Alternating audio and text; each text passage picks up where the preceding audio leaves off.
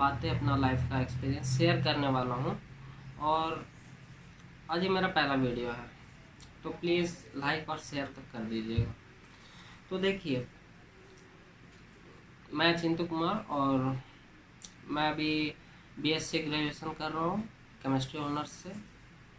सो चलिए शुरू करते हैं। तो मैंने देखा है कि कभी कभी 10th 9th 10th के बच्चों में, ठीक है ना, जब मैं था 9th 10th में तब देखता था कि मुझे मतलब क्या पढ़ना, बहुत सारा सब्जेक्ट है, 10 12 जो भी है, तो सब चीज़ को मतलब ऊपर ऊपर से देख के मतलब कुछ समझ में नहीं आता था क्या है क्या नहीं है। 11th 12th में गया तो देख कि जिधर भीड़ जा रही है उधर चलो भाई, साइंस है, इंजीनियर डॉक्टर्स बनेंगे या जो कुछ भी, तो साइंस ले लिया मैं।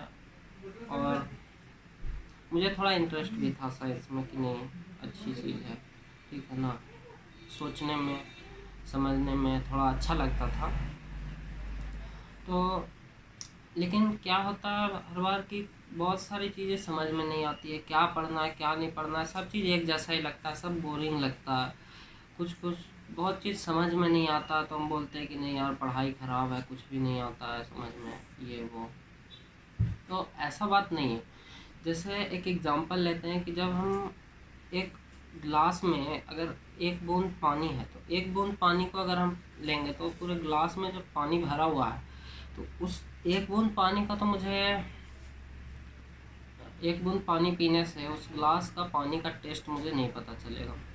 उसके लिए क्या है कि हमें एक घूंट पानी पीना पड़ेगा, तभी उस पानी का टेस्ट पता चलेगा कि वो पानी खारा है या मीठा है। इस तरह से जूस भी होता है कि एक बूंद जूस से तो हमें जूस का क्वालिटी नहीं पता चलेगा कि हाँ भाई जूस किस चीज़ का है, अनार का है, सेव का है, या जो कुछ भी है वो खट्टा है मीठा है, ठीक है ना।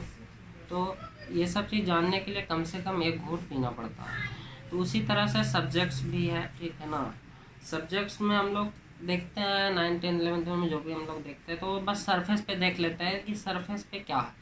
अब सरफेस पे देखने से हमको ये थोड़ी ना पता चलेगा कि हाँ भाई उसके अंदर क्या है क्या नहीं है।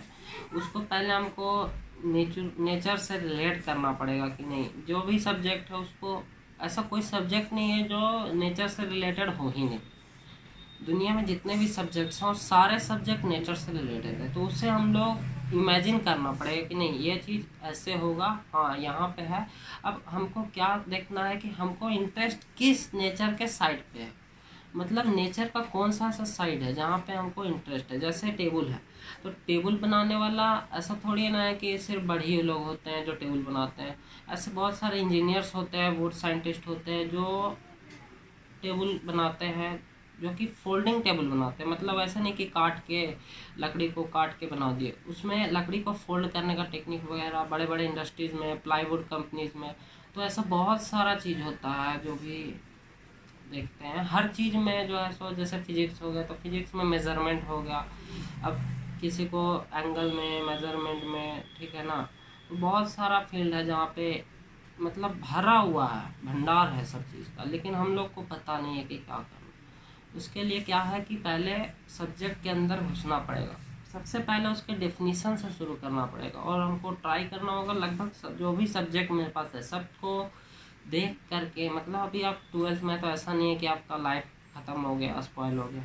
अब जो भी आप 12th में सब्जेक्ट लिए हैं उसमें पहले आप चेक करिए ना, अभी आपके पास जो भी होगा तो कम से कम तो 5 6 सब्जेक्ट होगा।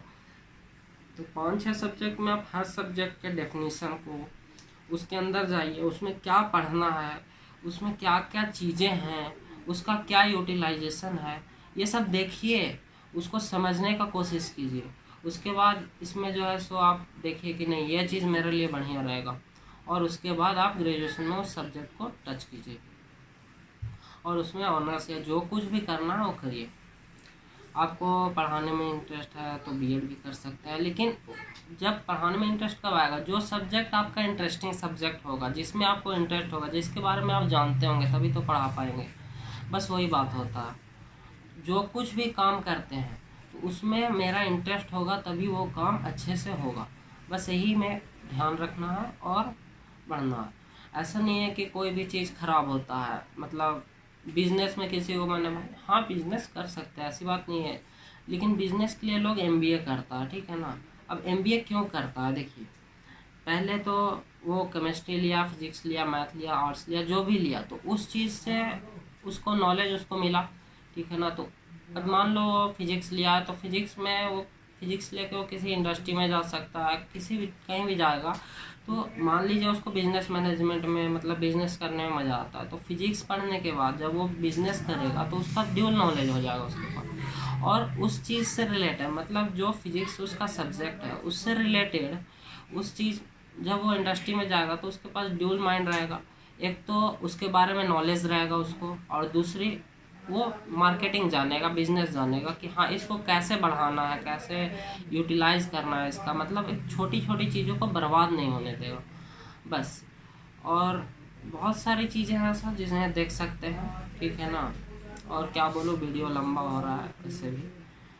Thank you. एंड अगर वीडियो पसंद आया तो लाइक और सब्सक्राइब कर दीजिएगा। और साथ ही मैं अगले क्लास में, मतलब इसके बाद जो नेक्स्ट वीडियो आएगा उसमें इनऑर्गेनिक केमिस्ट्री का बेसिक बताऊंगा, और उसके बाद फिर हम लोग इनऑर्गेनिक केमिस्ट्री फर्स्ट चैप्टर में, ठीक है ना, जाएंगे, स्ट्रक्चर ऑफ एटम या एटॉमिक स्ट्रक्चर जिसे बोलते हैं।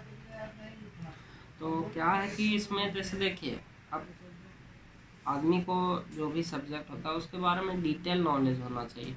मतलब ऐसा नहीं कि ऊपर ऊपर से पढ़ लिया, जो चीज़ पढ़ना है सिलेबस में पढ़ लिया, अरे थोड़ा सा अंदर जाके देखना पड़ेगा। जो छोटी छोटी चीज़ें वो समझ में नहीं आ रही, आखिर क्यों नहीं आ रही हैं, तो उसे समझना भी पड़ता है हमें। तो समझ के उसके बाद उसका यूटिलाइजेशन करना चाहिए।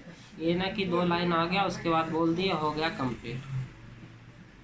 So thank you. एंड आपका टाइम ज़्यादा वेस्ट करते हुए नहीं मैं विदा लेता हूँ। सो अगले क्लास में मिलते हैं, बाय।